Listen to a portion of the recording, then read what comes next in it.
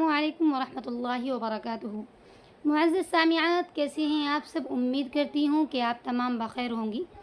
دیکھو، آج جو ہم شروع کرنے والے ہیں وہ نورانی قاعدے کی تختی نمبر 3 ہے، یعنی حرکات کے بارے میں۔ حرکات کسے کہتے ہیں؟ تو زبر زیر پیش کو حرکات کہتے ہیں، اور زبر زیر پیش کو مطلب کس طرح سے پڑھا جاتا ہے۔ آج جو ہم بات کریں گے وہ زبر کے بارے میں بات کریں گے، زبر کو کس طرح سے پڑھا جاتا ہے، کیسے پڑھا جاتا ہے، وہی سب آج کی ویڈیو میں ہم بتانے والے ہیں۔ یعنی ہر حرف کو اچھے طریقے سے ادا کرنا، ہر طریقے سے ان کی مشق کرانا، یہی ہم سب بالکل شروعات سے بگنرز کے لیے، جو بچے بالکل اسٹارٹنگ سے جو لڑکیاں، جو بھی خواتین ہیں جو اسٹارٹنگ سے بالکل پڑھنا چاہ رہی ہیں، انہی کے لیے آج کی جو یہ ویڈیو ہے یہ ان کے لیے بہت زیادہ فائدہ مند ہونے والی ہے۔ تو ہم شروع کریں گے کہ تختی نمبر 3 حرکات۔ حرکات کس کو کہتے ہیں؟ ٹھیک ہے، زبر زیر اور پیش کو حرکات کہتے ہیں۔ اب آپ 3 حرف لیجئے، دال الگ حرف ہے، را الگ حرف ہے، اور سین الگ حرف ہے۔ 3 حرف لیے ہم نے۔ اب ہم کیا پڑھیں گے انہیں؟ کیا پڑھا جائے گا؟ یہ کیا لفظ بنے گا؟ یہ کیا یہ پورا ورڈ کیا بنے گا؟ یہ ہمیں پہچان نہیں ہوگی جب تک کہ ہم اس کے اوپر حرکت کو نہیں لگائیں گے۔ ٹھیک ہے، پھر ہم نے دال کے اوپر زبر لگایا، را کے اوپر زبر لگایا، سین کے اوپر زبر لگایا، تینوں پر ہم نے زبر لگا دیے، تو یعنی حرکت لگا دی۔ حرکت لگنے کے بعد ہم نے پڑھا اسے درسا۔ درسا کیوں پڑھا؟ کیونکہ دال زبر دا، را زبر را، سین زبر سا، درسا۔ تو یعنی حرکت لگنے کے بعد ہی ہم اس حرف کو، اس پورے ورڈ کو بنا پائے ہیں، اس پورے ورڈ کو پڑھ پائے ہیں۔ اب ہم نے زبر کو سمجھا کہ زبر کی آواز اوپر کو جاتی ہے، اور ہم نے اسی لیے را کے اوپر بھی زبر ہے، سین کے اوپر بھی زبر ہے۔ تو یہ تمام چیزیں ہمیں کس بات سے پہچان ہوئی؟ اس ورڈ کو جو بنانے کا جو طریقہ، جو پڑھنے کا جو طریقہ ہے، ہمیں کس سے آیا؟ حرکت کے ذریعے ہی آیا ہے۔ تو اسی لیے کہا جاتا ہے کہ قرآن کریم کو پڑھنے کے لیے، قرآن کریم کو سمجھنے کے لیے کیا ہے؟ یہ ہے کہ حرکت کا جاننا، حرکات کا جاننا ہمارے لیے ضروری ہے، بہت زیادہ۔ ٹھیک ہے، تو حرکات جو ہوتی ہیں زبر اور زیر اور پیش تینوں کو ہی حرکات ہی کہا جاتا ہے۔ تو آج جو ہم بات کریں گے وہ زبر کے بارے میں بات کریں گے، یعنی زبر کس طرح ہوتی ہے، زبر کی آواز کس طرح سے ہوتی ہے۔ تو کہا جا رہا ہے کہ زبر جو ہے، زبر کی جو آواز ہوتی ہے وہ اوپر کو جاتی ہے، جیسے دال زبر اور دا، دا اوپر کی اور گئی نا آواز، اور آواز اور منہ کھلے رہتے ہیں۔ آواز کو زبر کی جب آواز نکالتے ہیں تو منہ کو بھی اور آواز کو بھی ایک دم کھول کر پڑھتے ہیں۔ ٹھیک ہے، آواز اور منہ دونوں کے دونوں کھلے رہتے ہیں۔ جیسے حمزہ زبر ا، با زبر با، با، تا زبر تا، ثا زبر ثا، جیم زبر جا، حا زبر حا، خا زبر خا، دال زبر دا۔ بالکل بھی کھینچنا نہیں ہے، زبر کو بالکل نہیں کھینچنا ہے، نہ زبر کو کھینچنا ہے، نہ زیر کو، نہ پیش کو، بالکل۔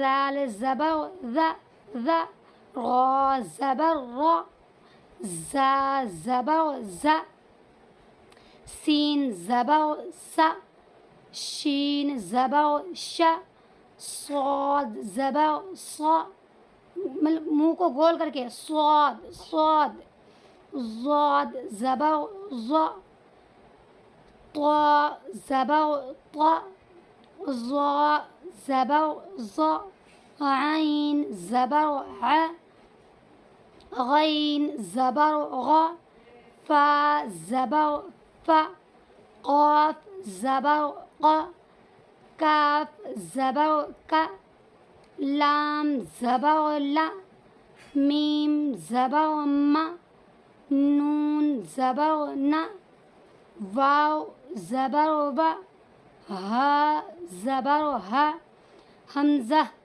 زبر ا، یا زبر یا، یا زبر یا۔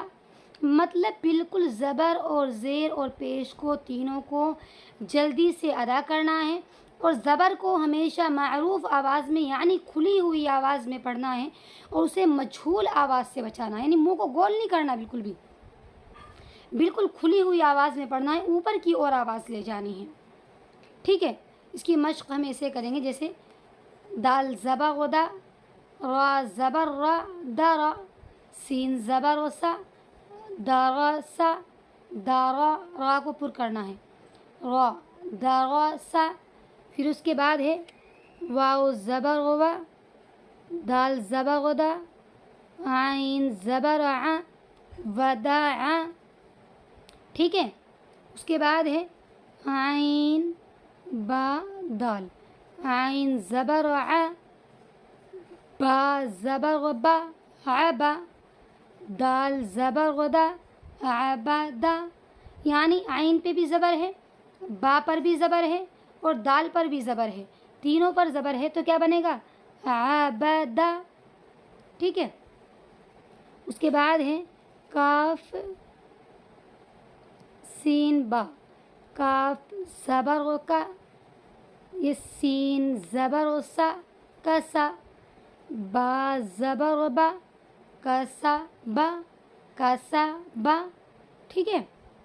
اس کے بعد ہے دال خا لام، دال زبر و دا، خا زبر و خا، خا کو ایک دم مطلب تھوڑا ہو کر کے پڑھنا ہے، یہاں سے نکالنا ہے، دا خا، لام زبر و لا، داخا لا، داخا لا، بالکل بھی کھینچنا نہیں ہے، ایسے پڑھ رہے تم ایسے پڑھتے ہوئے داخلا کسبا، نہیں، بالکل غلط ہو جائے گا اگر ایسے پڑھ دیا، تو بالکل معنی جو ہے اس کی وہ بدل جائیں گے۔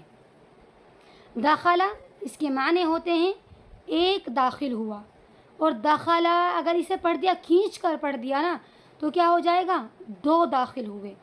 وہیں پر اگر آپ نے دال کو کھینچ دیا، آپ نے پڑھ دیا داخلہ یا داخلن، اس طرح سے کچھ پڑھ دیا تو ہو جائے گا معنی داخل ہونے والا۔